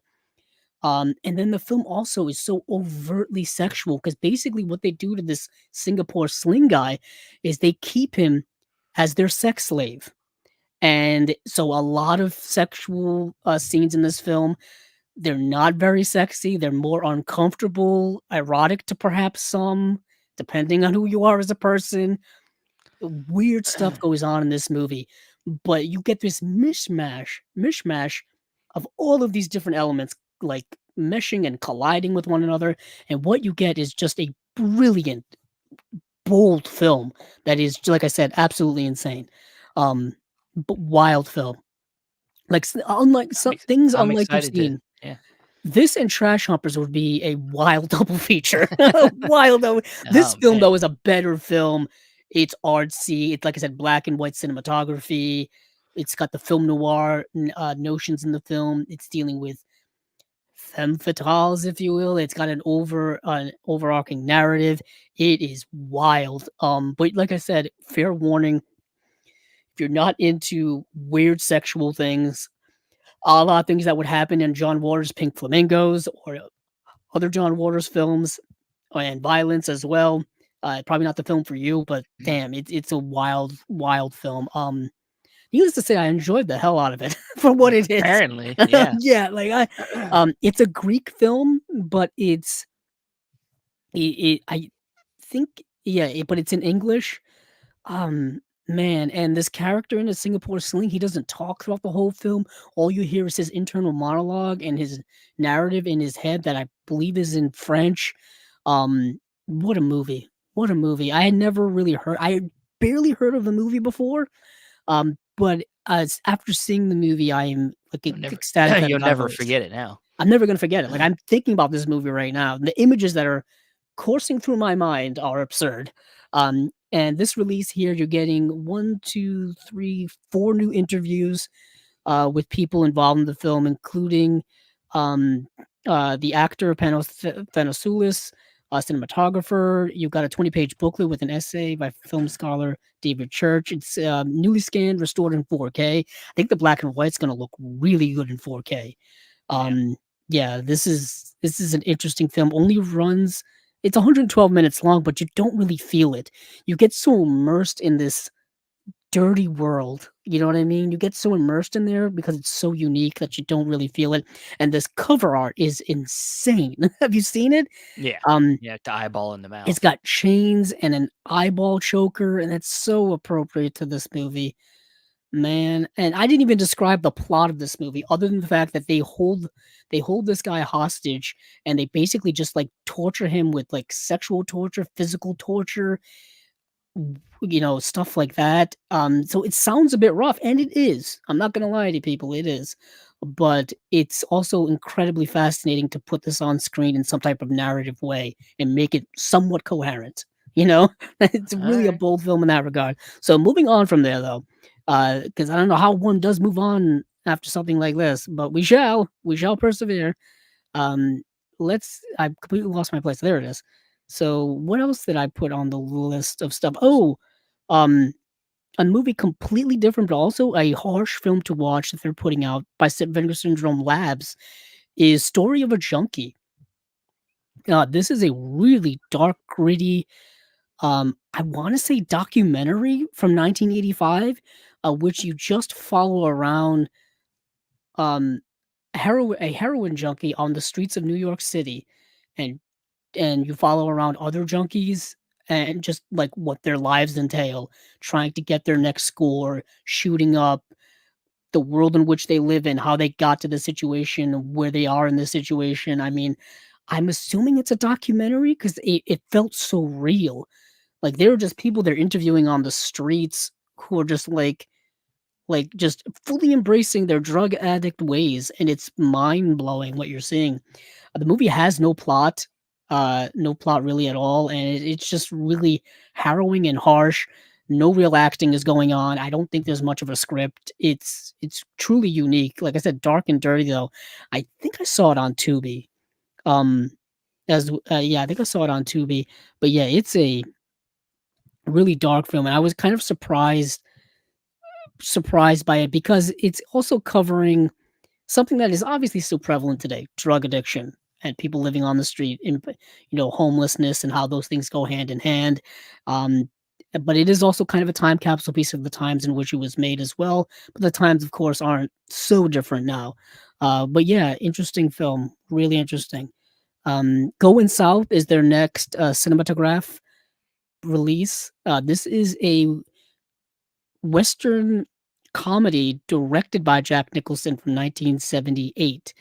It stars Jack Nicholson, Mary Steenburgen, Christopher Lloyd's in it, John Belushi's in it, Danny DeVito, Ed Begley Jr. Yeah, it's his sophomore feature directing from Jack Nicholson. The previous film he had directed was Drive, he said, which is part of the BBS box set from Criterion. It's a basketball movie. For those of you interested, it's in there. I've seen it once. The most interesting I remember about that was just um the interview and the special features with Jack Nicholson about the movie afterward. He's a bit of a character, that Jack Nicholson, Stephen. I don't know if you're Yeah. aware. I don't know if you're aware. So he was Yeah. talking about kind of the making of Drive, he said, and the screening of Drive, he said, and stuff like that. That's what I remember. I remember more of that than the actual movie, who was just about this basketball player guy and just him traversing his life. But Going South, I saw this years ago, probably on the Criterion channel. Um, and I don't really remember much about it. I didn't remember liking it that much. Um, let's see. Henry Moon, portrayed by Jack Nicholson, is a cut-rate outlaw in post-Civil War Texas, convicted of bank robbery and property theft. Moon is sentenced to death by hanging in the town of Longhorn, a town that maintains an ordinance allowing for any condemned man to be freed from the gallows via marriage. Okay, it's starting to come back to me. Julia Tate, portrayed by Mary Steenburgen, a quiet, virginal young woman with a secret gold mine, saves Moon from the gallows in an attempt to exploit him for free labor. With Moon intent on consummating his marriage to a virgin bride and Tate seeking to mine her hidden fortune, the two embark on an equally combative comedic relationship in the Old West. Okay, it just all came flooding back to me. So what you have is a movie about a comedic situationship going on. Yeah. He needs to be freed from the gallows. She needs somebody to work her mine, her potential gold mine, and then comedy ensues. That's what I remember from that movie. Yeah, so with this cinematograph line, you get, of course, the super nice deluxe packaging from like you got from Red Rock West and the other film. What was the other film, The Steven? the Little Darlings. The Little Darlings, yes. I'm looking at it right now. Um, and then, of course, you got some special features cooking in there as well. Uh, New audio commentary with critic Simon Abrams. Um, a new video essay by historian Sam Deegan. Jack of all trades in focus on Nicholson, the director. A new video essay by Daniel Kramer. Um, yeah, and then some new essays and stuff as well. But that's about it. For some reason, I was holding out hope that we would get an interview with Jack Nicholson, I but wish. I Yeah. got a feeling we would have heard about it. Like that would have been a big thing because he's been retired Yeah. for many years. You know, he resurges a few times a year at a Lakers game or something, but we don't really hear much from Jack Nicholson these days. So I was holding out hope for something cooking with him. Let's see, what else did I put on our show list here? Well, Dr. Doctor. Terror's House of Yeah. Horrors. Yeah. Okay, so the reason why I had to watch this because of the cast alone. The cast alone has Peter Cushing, Donald Sutherland, Christopher Lee. I heard those three names and I was like, gotta give this a The watch. Holy Trinity. Yeah. This is 1965. This is before Donald Sutherland would be in MASH or Invasion of the Body Snatchers or um, the the film that Criterion put out. Well, that's blanking my head now. Which him and Julie Christie in Venice. Oh boy, the Don't Look Now. Don't Look Now. Thank you. See, this is why Steven's had to save my ass. And I'm blanking Sometimes on I these know things. stuff. Yeah, Don't Look Now. So this is before obviously Donald Sutherland became super big, but this is an anthology film, a horror anthology film by Amicus. Amicus apparently did a bunch of these anthology films. I think this is the first of their anthology films. So what you got here is five guys are on a train, and then this kind of fortune teller guy shows up, portrayed by Peter Cushing, and he starts like reading tarot cards and stuff like that. But he basically also starts like predicting their future, and then he's telling them individually, these stories that uh, that are all horror based. Like one is about one of the guys is gonna encounter a werewolf. One of these guys is gonna encounter like a killer vegetation. One of the guys, who I think is Donald Sutherland, like his wife is a secret vampire. You know what I mean? So you get all of these different anthologies in this movie that's only 98 minutes long. So obviously these are relative, 15 to 20-minute short films. And they're each about these individual guys, and then of course you get a little epilogue at the end to kind of tie it all together. I very much enjoyed it. It was just cool to see another Christopher Lee film, another film with Peter Cushing, and some anthology horror. Some of the stories are better than others, really. Didn't they? So it's cool. Didn't they put out a set? I think it was either Shout or maybe it was Arrow. They put out a set from films from the studio. I'm gonna look right now. Yeah. Yeah, the Amicus Collection. Yeah. Yeah, it's called the Amicus Collection. Put out January 16th, 2018. Severin. Severin. Okay. Yeah, and it had Asylum and Now the Screaming Starts, The Beast Must Die, and then The Vault of Amicus. Yeah. Yeah, so this is the first in like these Amicus, like I said, yeah, these Amicus anthologies. Cool. Now moving to the partner labels, right? Yes. And this is a 4K UHD release. I should have mentioned. Going South is a 4K UHD release. Singapore Sling is just a Blu-ray, and Story of a Junkie is just a Blu-ray. Yeah. So now move on to the partners. Yes. So you were able to. You told me in a fever dream of watching stuff, you watched all the animated shorts that are involved in this Canadian International Picture Yes. release. So yeah, this was my Saturday night, people. So while people are with their families or going out and having fun with friends or seeing the new Dune Part 2 movie in the theater, I was at home watching Canadian animated short films from the 1960s all the way up to the 1980s.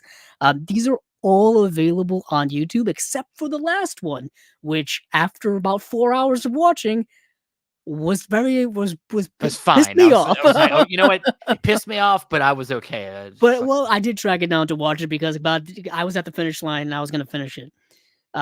So combined, okay, I did embellish. It's 137 minutes combined, but obviously I had to, stop and yeah, you know, you go had to to take go to the bathroom breaks restroom. and eat, get food. And, Yeah, so yeah, you do yeah. have like there's actually there's 14 films, and then I think there's like an extra 8 shorts by these various directors as special features. I didn't get to any of those. But yeah, so you've got and they range from about 5 minutes to 15 minutes, I think is the longest. So you have Carlos Marchiori's The Drag from 1965, Les Drew and Kosh Pendal's What on Earth from 1966, Ron Tenise's The House That Jack Built, not to be confused with the Lars von Trier film from a few years Not the ago. same thing. Norman McLaren's Pas de Deux from 1968, Ryan Larkin's Walking from 1968, Michael Mills's Evolution from 1971, Yvonne Mellet's The Family That Dwelt Apart from 1973, Bernard Longpres and Andre Leduc's Monsieur Pontou from 1975, Caroline Leaf's The Street from 1976, Ishu Patel's The Bead Game, Co-Headman's Oscar-winning The Sandcastle, which is actually a stop-motion animated film, which is really very good.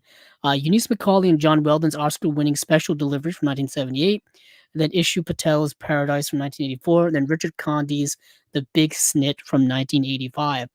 And these all range from like I said, there was a stop-motion animation film, and then there was another film where it was just a clown performing tricks for like 6 or 7 minutes.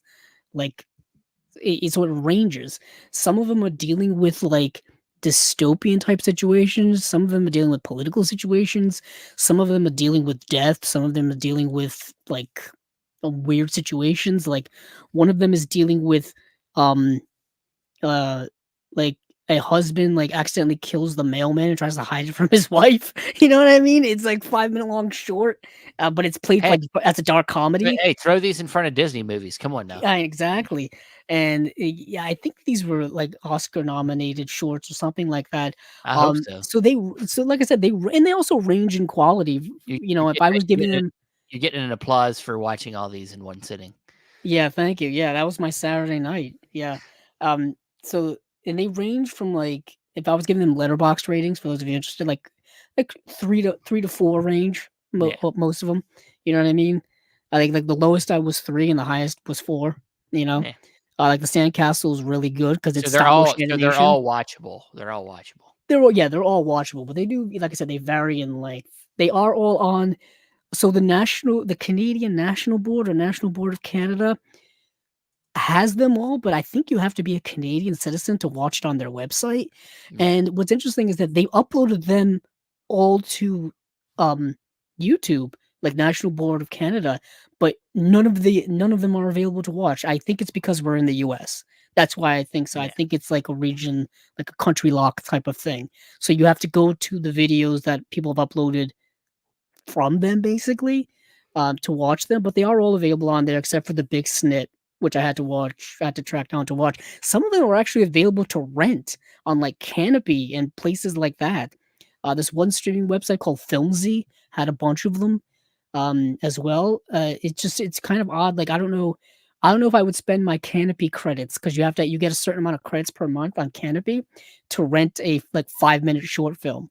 Because I feel like I could use that on like a feature film or something like that. But yeah, this is a very cool release. Like I said, you get these 14 plus an extra 8 down here.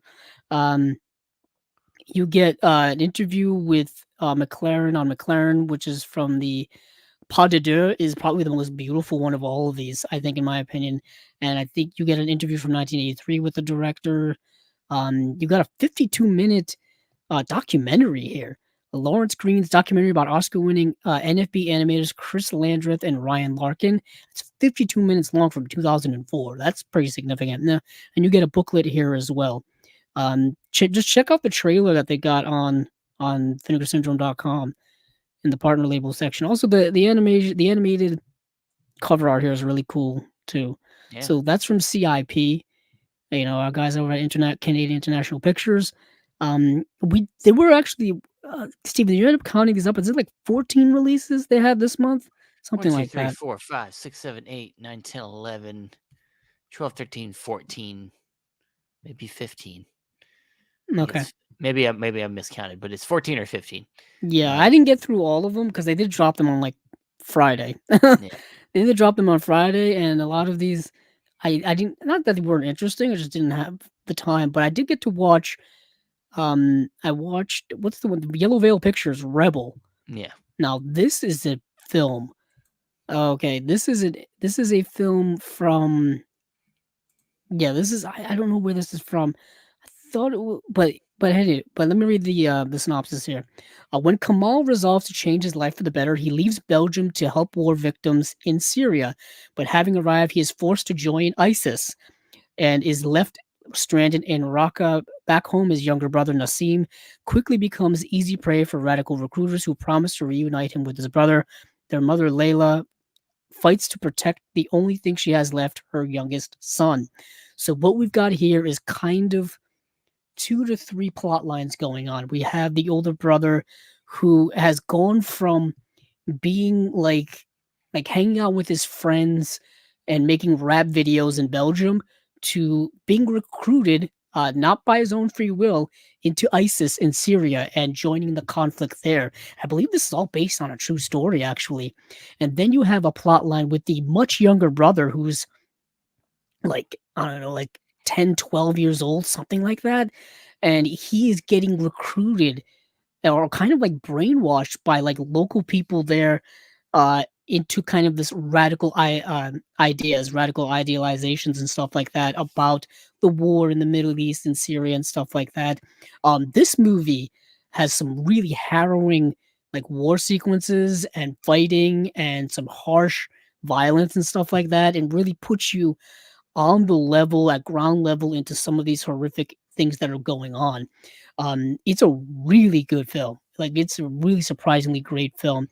And then you have the mother who at one point is trying to, save her really not only son she has left, but the one that's closest to him. And she sees him being influenced by these people and being manipulated, and she's trying to protect him and stuff like that.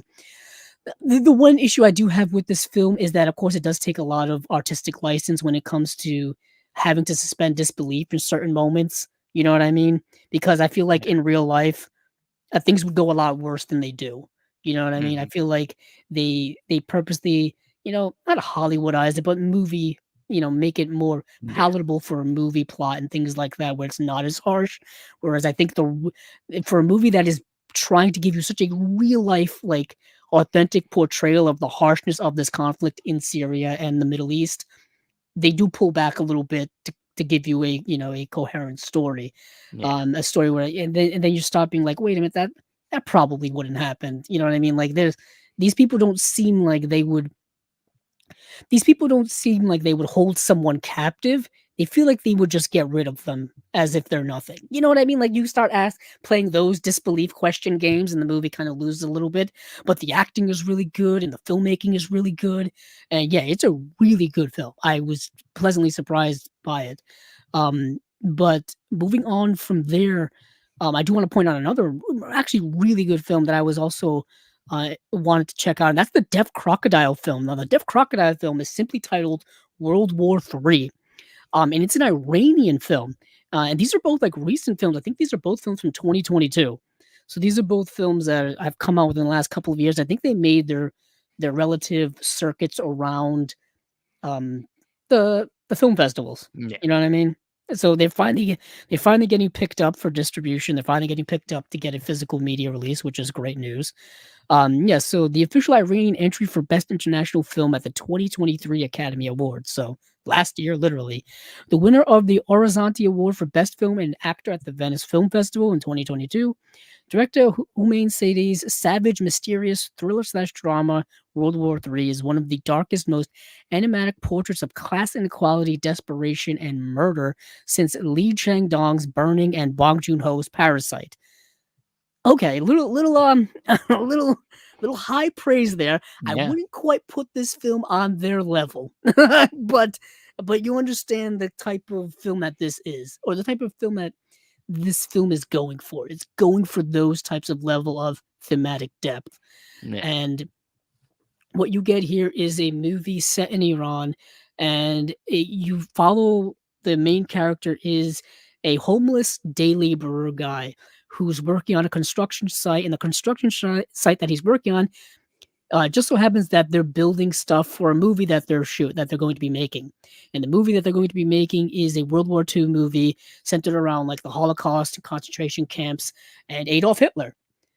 So he and the other workers one day basically get roped into becoming extras. They get roped into becoming extras, and what happens is they're shooting a scene where Hitler has to get out of a car and like walk over and like kill some guys or whatever, doing terrible Nazi things as they did. And the actor playing Hitler all of a sudden has a heart attack and collapses. So they got to replace him, and they're in the middle of shooting this movie. So they happen to pick this day laborer, homeless man, to be the main character in their Holocaust film, I guess.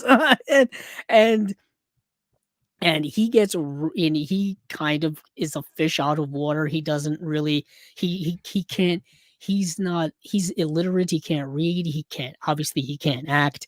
And basically they just dress him up and have him do this. So what you're getting here is kind of a film that is starting off as a satire about, like, the Holocaust, about the concentration camps, about World War II and stuff like that. But then the movie takes a turn, Stephen. It takes a turn because he is someone who is dealing with a loss. He lost his wife and son a few years earlier, and he's still in the mode of processing that, or in the mode of mourning. But he's also been keeping a relationship with, the movie didn't make it quite clear, but it's pretty clear that it was a prostitute and a sex worker, and she just happens to be a deaf mute. So he communicates with her through sign language. Don't ask me why I just did that with my hands. I'm pretty sure it was terribly offensive to people. I don't know how to sign language at all, but that's obviously a lot of hand gestures, a lot of movement, stuff like that. And he communicates with her, and he tells her that, hey, I just became the lead of this movie. And she decides that she wants to run away from the person, her pimp, the man who, she works for and stuff. And she wants to go stay with him. But he's like, I can't have you do that. I just signed this contract that says I have to abide by certain rules in order to keep this position. And he wants to keep this position because he just went from being a homeless laborer to someone who's starring in a movie. So he wants to keep that for himself and not ruin it. But she ends up going to stay with him, which of course creates a conflict between him and the person he's working for. And the film kind of becomes like, it shifts from being like a satire to shifts to kind of being a main plot about trying to figure out what I'm going to do to pay off these guys to not kill me.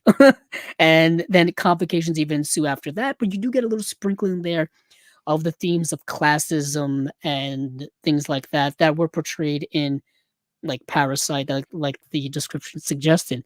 Really good film, very well acted. It's tonally a little uneven. Like I said, you do get the jumps and shift in themes and shift in plot that are kind of jarring. But a very well-made film. Very well-made film. I dug it. Different from Deaf Crocodile. I'm so used to Deaf Crocodile doing like Eastern European, Russian films, things like that. And they've been doing a lot of animation recently as well. And this was something completely different from them. It's a Middle Eastern Iranian film. Yeah. These actually were two that stood out to me as well. I didn't get a chance to watch them, but that, as usual, a wide array of partner label stuff that looks fascinating.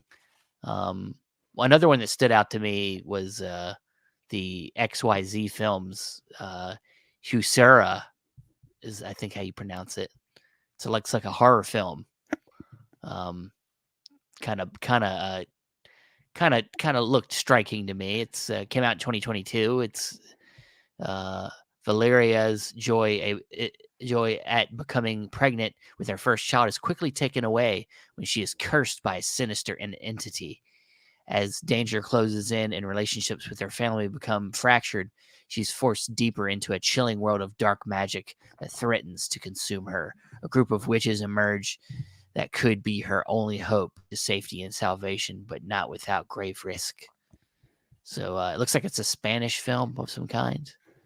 So it looks like a movie dealing with witchcraft, curses, possession, perhaps. Yeah, not quite sure. Yeah, I looked at that one as well.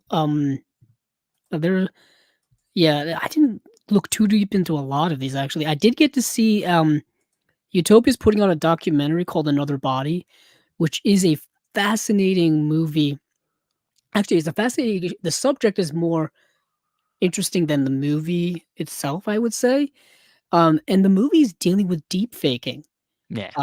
Which is something that's been on the rise over the last few years, but it's That dealing with and right now AI, a lot of yeah. AI. I Yeah, feel like deep faking was a stepping stone to AI yeah. as we know it now, and then AI is obviously evolving, not in so much a Terminator type way, but evolving in the sense like it's being used all the time. I hope not. Yeah, I mean, shit, I mean, we're going from like kids in college using it to write their papers, to robots taking over would be a hell of a leap, but the idea of deep faking when it comes to impersonating other people. Specifically, in this instance, it talks about a case or centers around a case of a woman being deep faked when it came to people creating pornographic films with her in them, Yeah, using her face on top of someone else's body, and her going through I would say steps, but her going through the investigation of trying to figure out who did this, why they did this,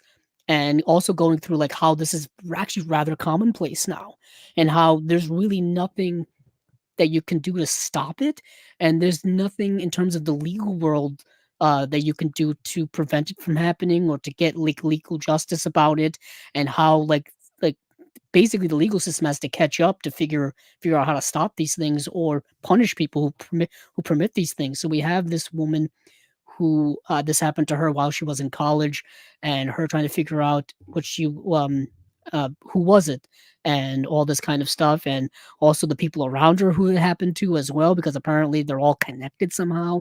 Um, but it's something that it also a cautionary tale about what technology is doing today and how harmful technology can be.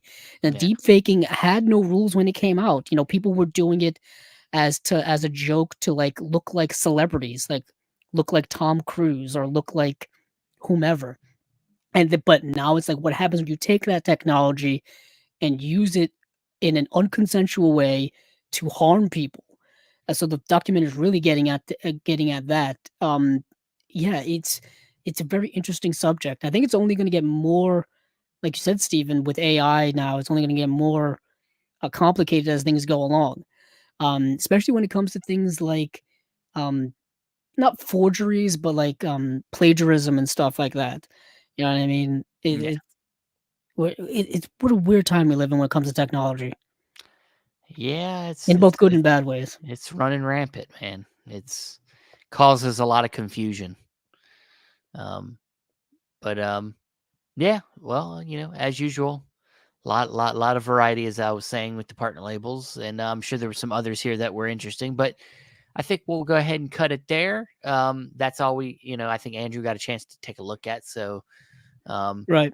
all I right. also Of art course, label there's always one label more. may have the most interesting title of a movie I think we've ever seen on here. Just want to mention before we go. It's called The Absence of Milk in the Mouths of the Lost. That That what sounds a like an wild album title. title from It really does. you know It's either from that or the title of somebody's thesis for like a philosophy class. yeah. Oh, I can't read this one. This is somebody's manifesto, like Yeah, somebody's memoirs or something, yeah. where it's like, this is my thoughts on life. Mm, Listen to me talk about nonsense and mm. give me money. No, Uh, it's from Art Label, so yes, sounds very sounds artsy. right. Sounds very Sounds right. artsy. Yeah. Appropriate. But all right. Well, that is it for spy number 134 of Chasing Labels, guys. Thanks everybody for listening and watching. Thanks for everybody in the chat, people that hung around, watched us live. Thanks everybody for doing that. People that commented. Um, And of course, thanks for just being subscribers, being supporters. We love doing this stuff. We love talking movies. We love having you guys around. We got other ideas in the works to do some other fun things. So we'll be making announcements at some point soon. Thanks, everybody. Thanks. Appreciate you guys staying around. Appreciate it. Thank you, guys. Thank you. But yeah, with that said, Andrew, where can they find you other than here, of course? You can find me on Twitter or X at Capzilla06, as well as our YouTube channel, which is right here, Chasing Labels. And also over at the Facebook page. Oh, yes, the Facebook page. Yes, our Facebook group over there. Like the guys and the people in the chat are in that group. You can go over to Facebook and search Chasing Labels, and we have a private group, and we'll let you in. You can find me at the other Chasing Labels pages, whether it's our X page, Instagram, or you can find me at my Letterboxd, Stephen Billings. And then you can find the audio for the podcast on Podbean, Apple Podcasts, Stitcher, Spotify, and other places. Thanks again for listening. And hey, keep on watching the movies. I know I will.